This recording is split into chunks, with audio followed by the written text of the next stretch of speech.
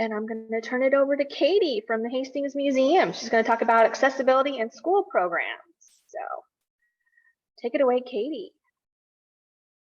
Hi, we are going to hope my internet is working out. We're on computer number 2 for this. So if you could give a thumbs up on icons or just kind of let me know you can hear and see me, that would be appreciated. If anyone wants to chime in. Awesome.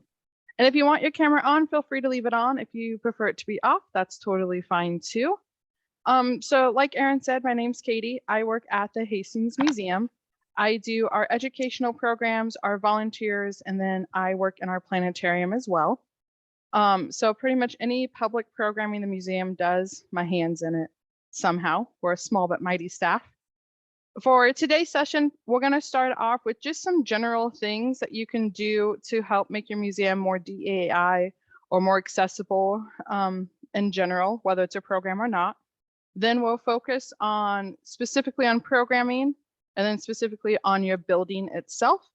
And then we'll talk about a few other things that your place maybe has thought of doing, but could actually end up being harmful in your mission to be more DEI accessible.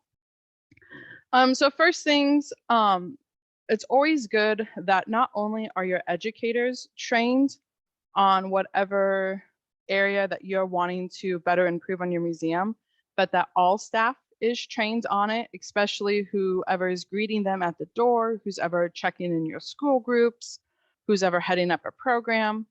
And training can be as simple as you went to the Autism Network and downloaded 2 of their vocabulary videos, or it could be bringing your ESU 9, well, ours is ESU 9, whatever ESU you are a part of, bringing in some of their educators in to be like, hey, how can we help this community? What are some things we can do? There's a lot of resources, but a lot of people would tend to just focus on their education staff or who's ever doing the program getting it. But it's good to have all staff trained on it if possible, and there are some free options out there. And it's also important if you do training that you keep up with your training. Terms are constantly changing. There's a lot of research being done on what is working, what's not working, and you can save yourself a lot of headaches if you kind of keep up with that, see what's working and not. The biggest thing is going to be to let people know you have these resources available for them. So it could be you have audio description headphones for your videos. It could be letting them know you have a sensory pack, and we'll talk more about those later. or you have visual schedules, letting teachers, adults, anyone who walks in your building know that this is a resource. A lot of times our front desk staff will just say, hey, we have these things available if you need it. We never assume somebody does or does not need it. We just let it be known. People who need it then can get access to what they need. And if they don't need it or give you that blank look like they're not even sure what you're talking about, they just won't pick it up, and that's fine too. Another big thing is your language when you're talking. For example, with school programs, if you do a little art project, out of habit, it's really easy to say, go take this home and show mom and dad, or go show mom, or she's gonna love those flowers. A big part of making sure everybody feels included is realizing not everyone is going to go home to mom and dad, or not every household is going to have both of those. One thing we say at the museum is you can show the adult at home this project, or you can even fill in that role and be like, wow, that's a really cool flower you drew, or something like that.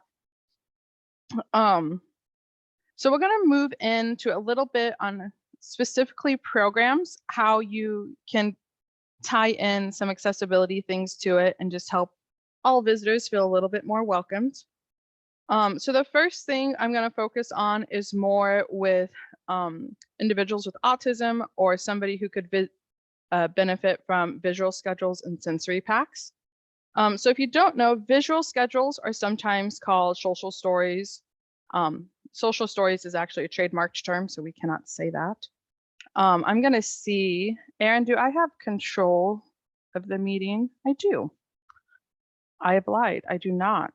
Aaron, could I get control of screen sharing for the meeting?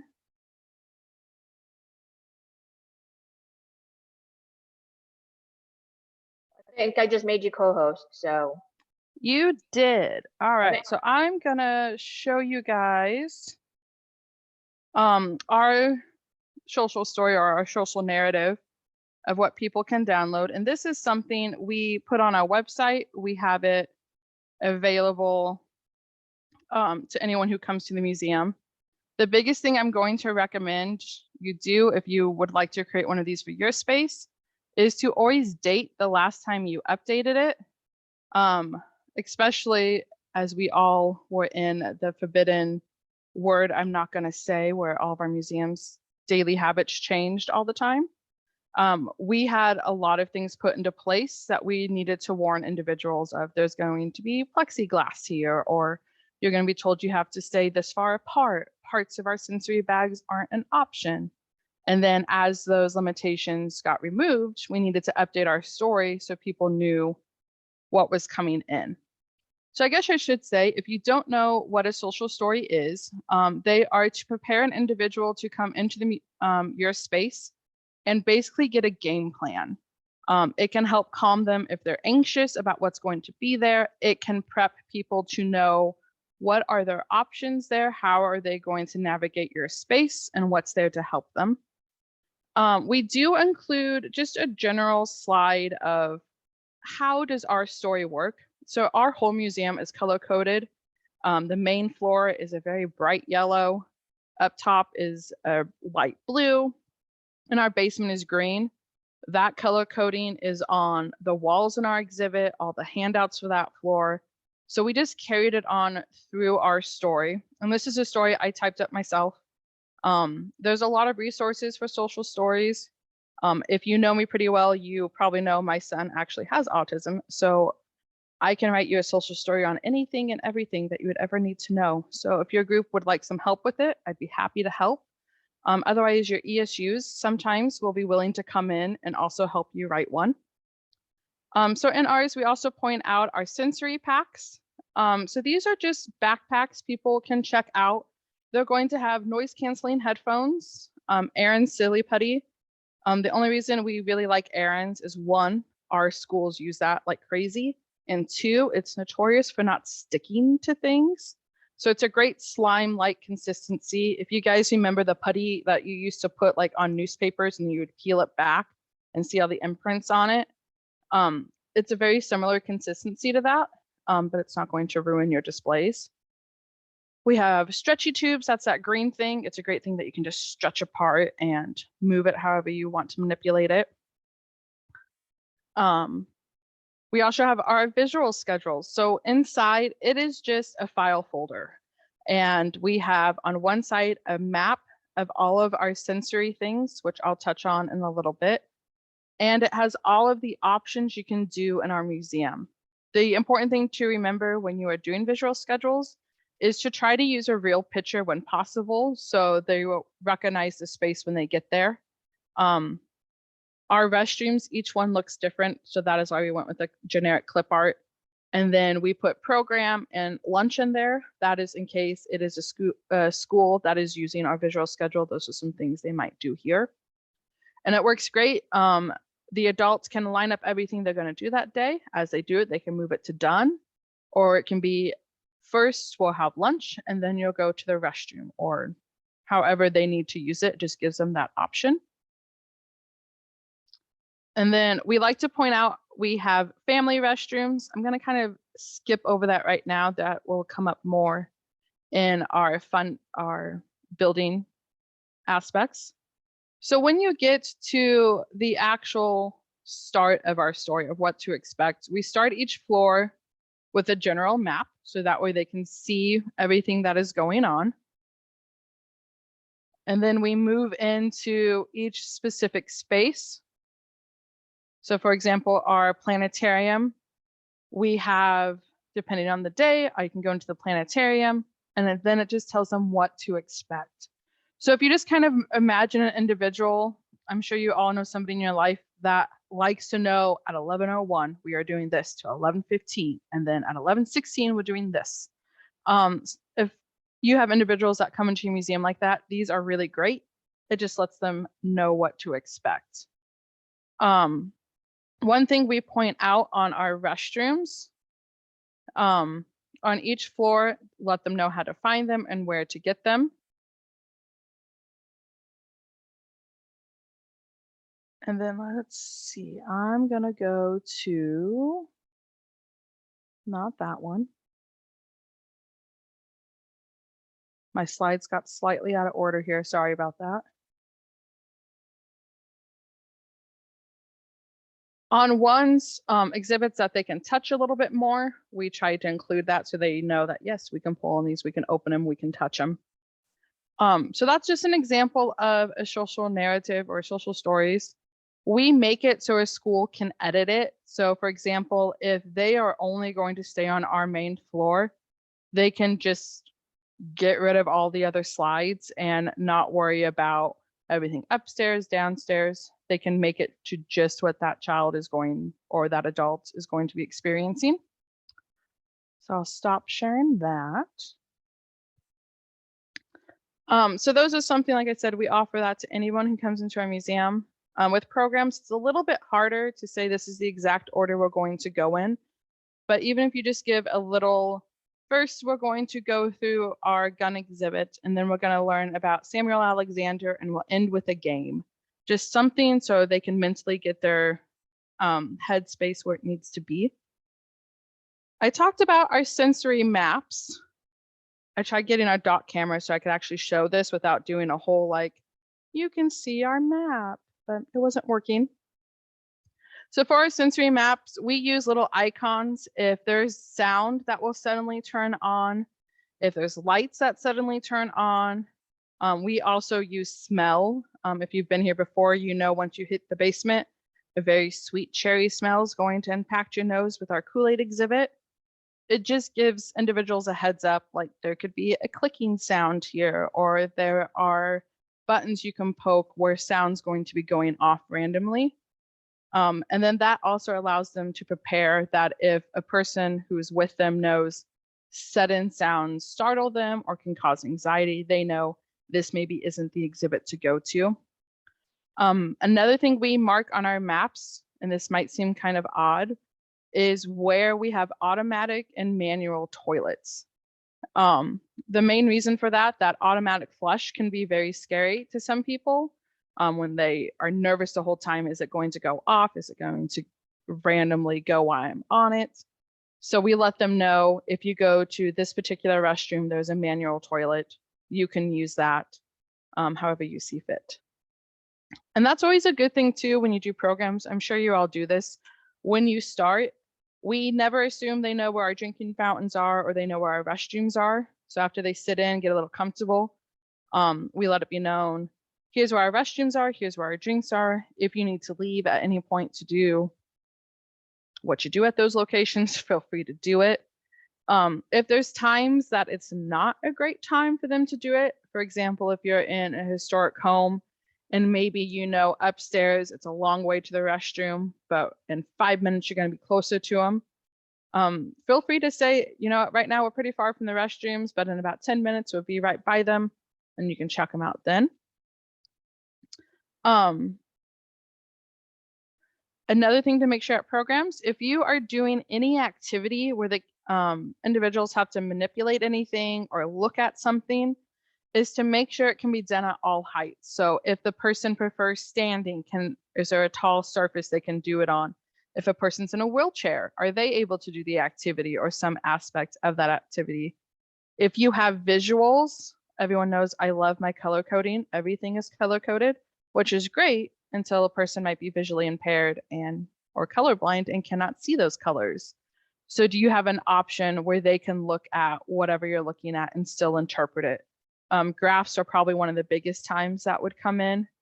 You can actually set black and white options for graphs, and then they put like polka dots and stripes, different things like that, so people can still interpret whatever you're wanting them to look at. I'm sure in an art museum that would probably be a little bit more challenging on how to do that. Another big thing is audio support in your programs. So I often get poked at the museum that they can tell when I'm doing a school program because they can hear me from a mile away. A big part of that is making sure that the person in front of you can hear you and the person in the back of the group can hear you. I'm sure you've all been on some kind of tour somewhere, and the person up front, you know they're talking and they're probably talking about something pretty awesome, but you're in back and can't hear a single thing they're saying. So just making sure you project. And if you know you don't have a voice that projects, maybe investing in a microphone or moving yourself to the middle of the area so more people can hear you. Another thing one of our educators found out a little bit the hard way is if you have an individual with a cochlear implant and they have you wear the microphone support system, asking them, how can I turn this off if I need to? What times do you want this off? The reason this always kind of sticks out in my head, when I was student teaching, we had a student who we had to wear a microphone for, and the lead teacher went to the restroom and didn't turn the microphone off. All of a sudden I see the student like taking off his cochlear. I'm like, what's up? You got a headache? What's going on? And he's like, no, the teacher forgot to turn it off and I don't need to know what he's doing in the bathroom. So just kind of knowing those things, especially I've come to find if they're doing a group work activity or they're doing something individually, a lot of times they do ask me to turn it off and turn it back on when they're coming back over. We always say, if you don't know, ask. I think we can all pretty much agree you rather feel like you're being accommodated and accepted than being assumed your abilities. Another big one is dietary support. So for a lot of our smaller museums, typically we're going to have a really big fundraiser, right? Where we get a lot of our funding. There's usually food at these things. There might be drinks at this thing. A big thing to do is make sure, do you have something for someone who can't have gluten? Do you have a vegetarian option? I know in Nebraska, sometimes people panic a little bit when there's no meat somewhere. But is there something, if an individual would come and say, I can't have meat, they can have more than just carrot sticks?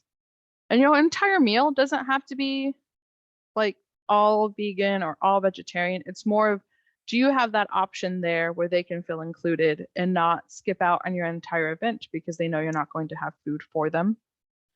We also save our ingredient lists for everything. A big example for this, when we have our Scout overnighters, they get little goodie bags to take into the theater. And we keep the Cheez-It box, the gummy bear box, all of anything that could be in their thing. So if an individual comes up and says, hey, I can't have this particular protein, is that in anything? We can show them the label. They can be like, oh, no, I can't have this. Yes, I can have this. Another thing to keep in mind is religion. Right now is a prime time. If you have an event on Fridays, do you have a non-meat option, or is there a fish option? And all of that stuff is going to really depend on your area. So I'm just keeping in mind that I'm giving very blanket statements. If your town is pretty observing of certain holidays, keeping that in mind, or if they're not, is that where you need to keep your focus? Another thing with programs, anytime we hand an individual a piece of paper that has words on it, we try to include English and Spanish. The main reason for that is we have a pretty high Spanish population in Hastings, especially during the summer. Our Head Start has a really strong migrant work program, and we want everyone to feel included so they can read the paper too. Some ideas, if you're wanting some translations done, a lot of times schools have a secretary or a member on staff who's already translating their documents that are going home. If it's something short, sweet, and simple, we found our high school secretary is pretty willing to translate that for us.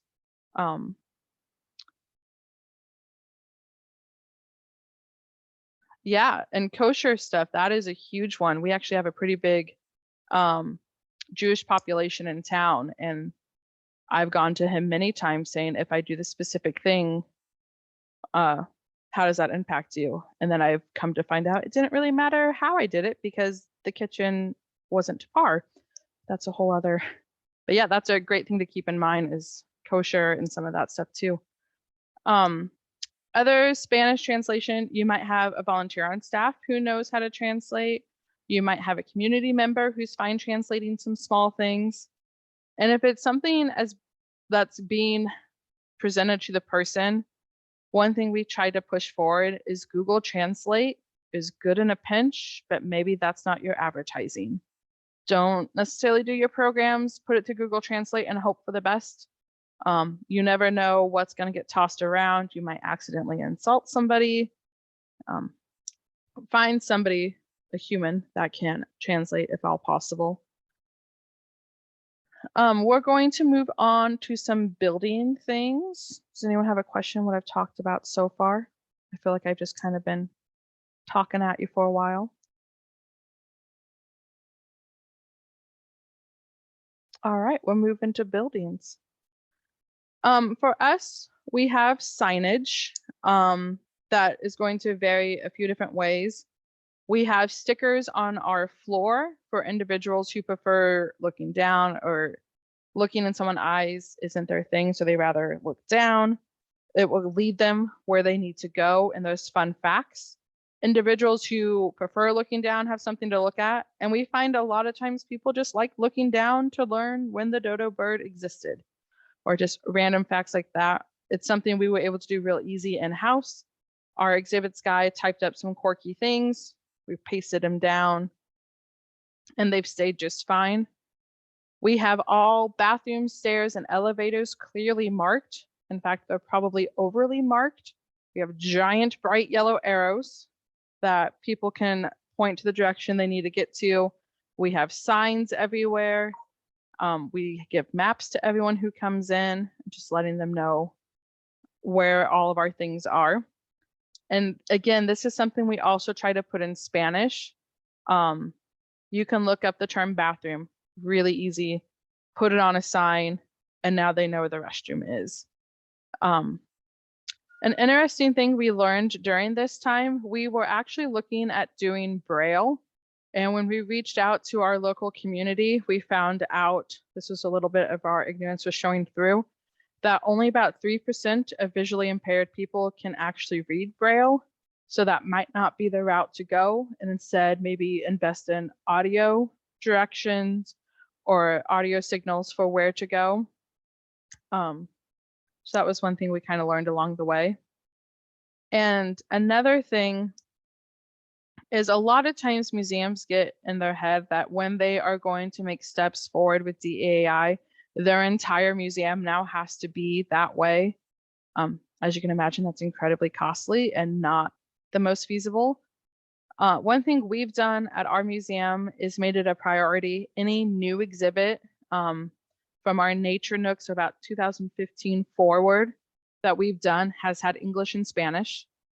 So that way there's at least that sign that you are trying to help. You realize there might be some deficits in your museum, but you're working forward. Another way we've done that is some of our native exhibits are pretty outdated and did not have input from local communities on how they would like their stories shared. So we worked with a group to come up with a land acknowledgement statement and have been very clear to our visitors, like, we understand this exhibit's outdated. Here is what we're doing to correct that. You can look forward to that in the next 10-year plan. Here's how that's changing. So maybe explaining to your visitors why something might not be up to par or the most sensitive.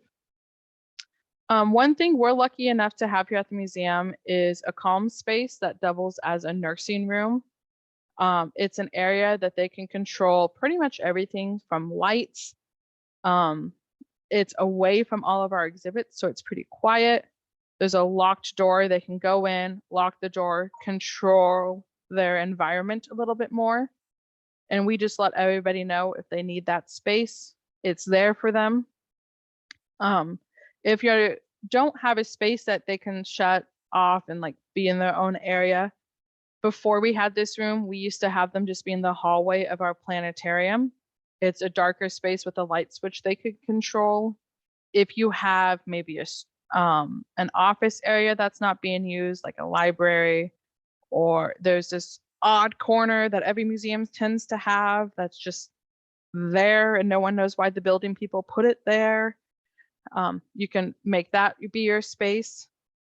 That is going to be one of the times it's really important your staff is also trained on why somebody might need that calm space or why they might need to be able to control that stuff, so they're not being judged. I can speak from firsthand experience. I was at a museum, not in Nebraska, but we went, my son got very overwhelmed at a situation, and the daggers I got from people trying to calm him down in the lobby space made me feel like, great, I will never come to this museum again. Got it. And I think some of that, if staff was trained to maybe understand why this behavior was happening or what this looks like, here's what you can do to help, here's what could have been done to prevent some things, it would have been a more inclusive experience. And I think everyone could have maybe made it out with a few less tears on that journey. We're also lucky enough to have family restrooms. This can be as simple, if you have multiple restrooms, just designing one to be anybody can go in there. It's not gendered. This is helpful for a few reasons. I'm sure all of you guys have seen the adult with 3 children hanging off of them and they're trying to go to the bathroom themselves. Little Johnny's running out of the stall. This one needs a diaper change.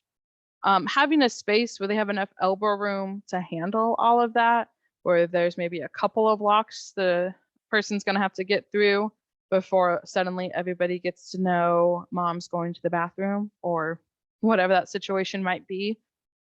And like I said, if you're not able to have a gender neutral space like that, if you have multiple restrooms, maybe you just decide this is one that's going to be that space. Or it could be as small as you put a trash can in every bathroom. If that individual needs a trash can for something, that's an option. And I should say, when I say trash can in a restroom, I mean in the stalls. That way, if they need it, it's there. And if they don't need it, maybe you have less gum ending up on your floor and the gum can find that trash can. Just some other things that we've learned along the way that I wanted to share. So hopefully some other mistakes aren't being made. We all are probably notorious for having the best efforts. We get something going and then maybe run out of time to check back in on that project or that thing. Visual schedules are a huge example of that. I was actually just going through ours a few months ago, and I realized it said masks are required and plexiglass is up. I'm like, I have not made it a point to update this. So if you do put these things in place, making sure they're staying up to date. If you are able to get audio descripting headphones, make sure all staff is trained on how to make those work, and to also make sure they are working. So that way, when you have an individual comes in, they go through like 7 headphones and none of them are working. So that's just one thing to kind of check out on. One thing I found that helps me with that is I just write it in my planner as if it's a meeting to go around, check this, check the schedules, check the backpacks, make sure everything's being gone, check our signage. Another common mistake is people think to cater to an audience, they have to have 2 separate events. For example, I think it was Matt that actually gave this at NMA last year. Omaha's Children's Museum was talking about how they were wanting to have a more Spanish component to one of their programs. And they're like, oh, we need to do 2 whole events. And they're like, wait, no, we don't. We just need to have Spanish translators or dual speaking people at our event who can then accommodate anyone who comes in. The biggest thing is you don't want to alienate a group. One thing we found out, we tried to do low sensory mornings at the museum. So it was a time before we were open to the public, but individuals could come in. We turned off any extra lights, any extra sound. We made sure not to change our Kool-Aid filter right beforehand. And then we started looking more at it like, oh, now they feel like the only time they can come is during these sensory hours, instead of, no, you're welcome here all the time. We were just trying to help. It didn't quite work out how we thought it would in our heads. Another thing would be if you only do cultural events in that like assigned month. So for example, February is the only time you talk about Black history. November is the only time you talk about Native Americans. The groups and cultures exist outside of that month, as we're all aware. So sometimes it's nice to bring somebody in. For example, like Mini Moccasins can come in March and do a program.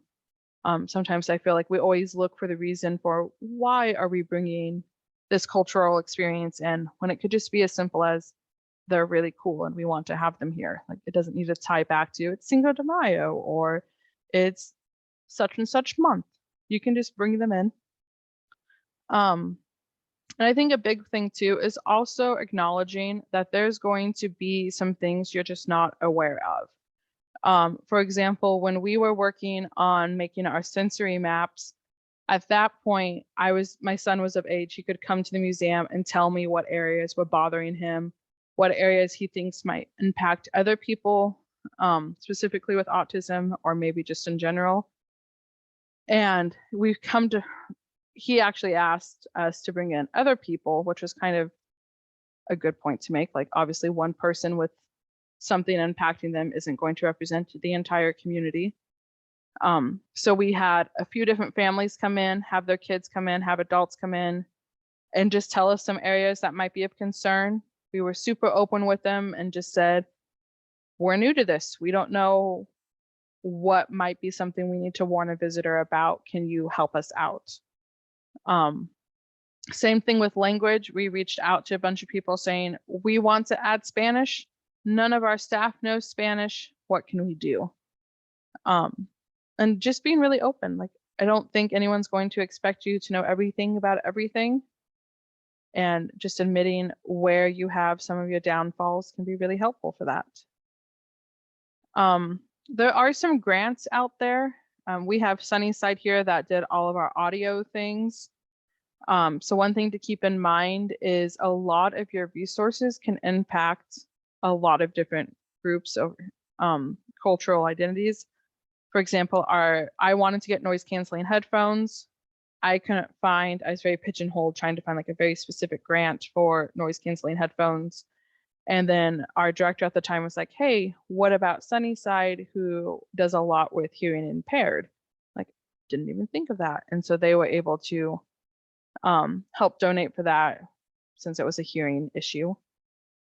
But yeah, those are our main things. I feel like I rambled a lot. I was hoping to get to show you some of our stuff that we used, but we have a couple of schools here today. So if I took you out to the lobby, all you would see is mass chaos from a bunch of first graders. But I'd be happy to answer any questions you might have, or if I glazed over something that didn't make sense, feel free to let me know and I'd be happy to clarify.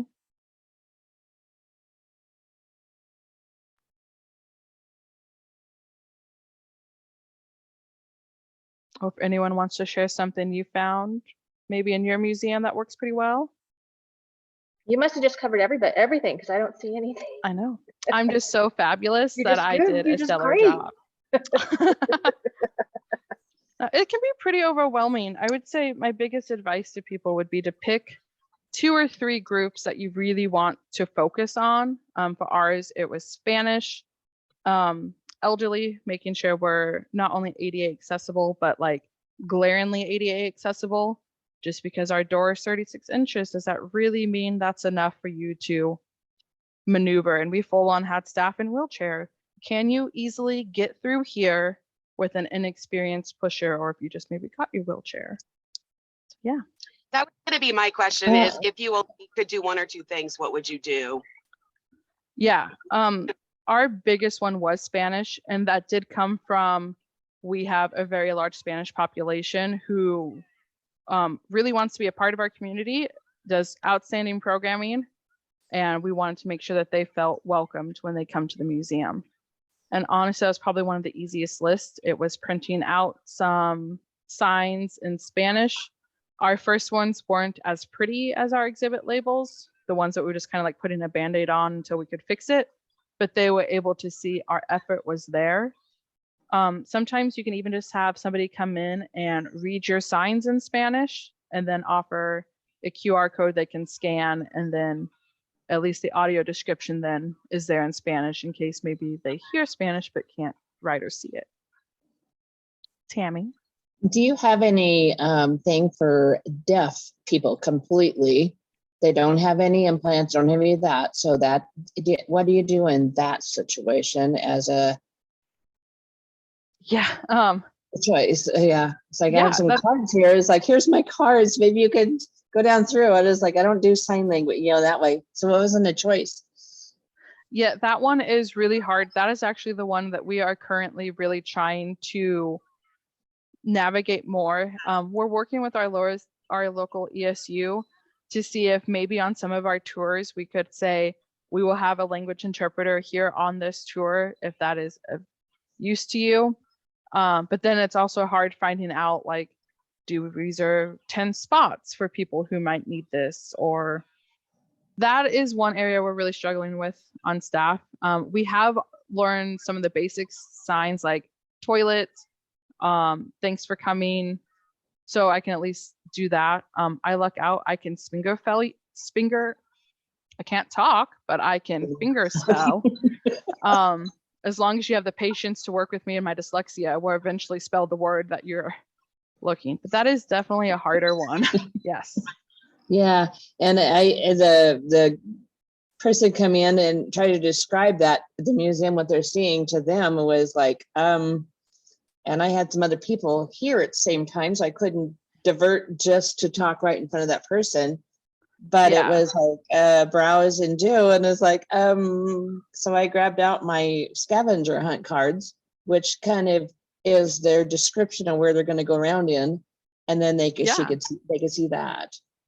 Yeah, and Cassandra brought up a great point in the chat and I think that's really important for like your museum specific, or not like yours as in Cassandra's museum, but like everyone, is what is going to be the most year-round and worth your resources for your institution.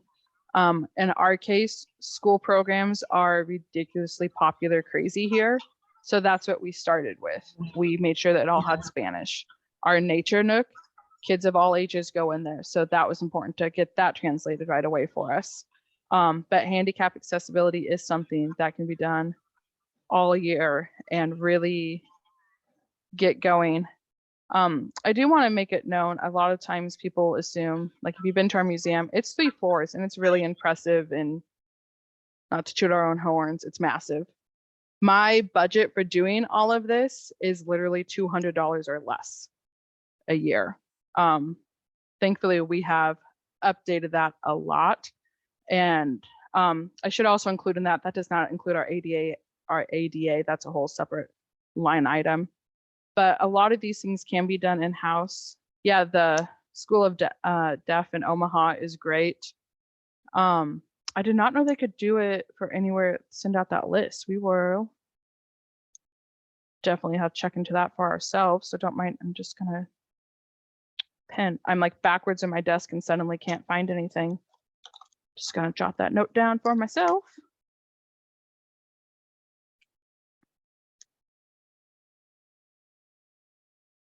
Oh, are those your search cards? Yeah.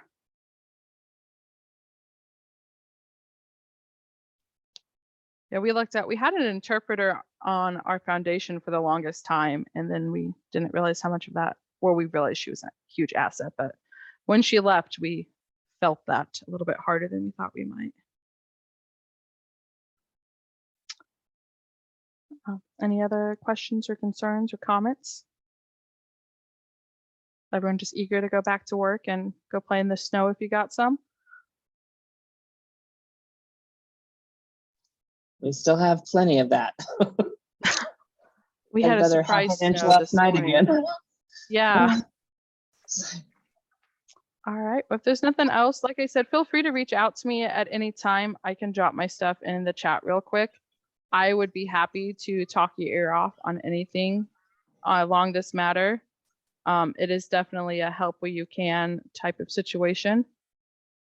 I would say you could call me, but if I'm being honest, from now to August, I'm never in my office. So email would be the best way. Or if you're going to the conference in April, shameless little plug right here.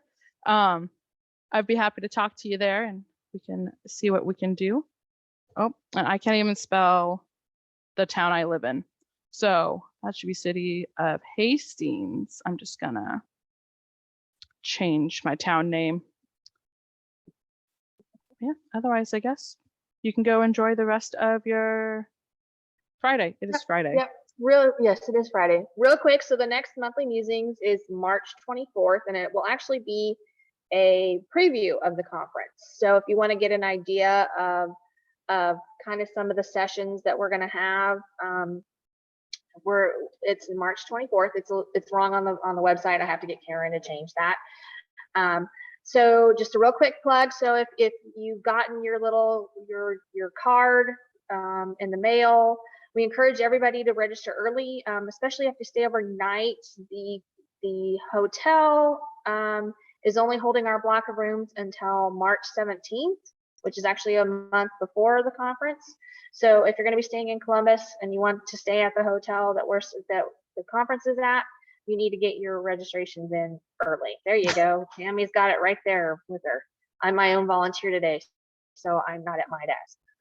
But so yeah, so thank you, Katie. And yeah, next month, if you want to kind of get an idea of what some of our sessions are going to be, this would be the place to come. So, and we did record this, so if you had to step out or missed anything, I don't know exactly how long it takes Karen to get it onto the website, but I think it's a couple weeks.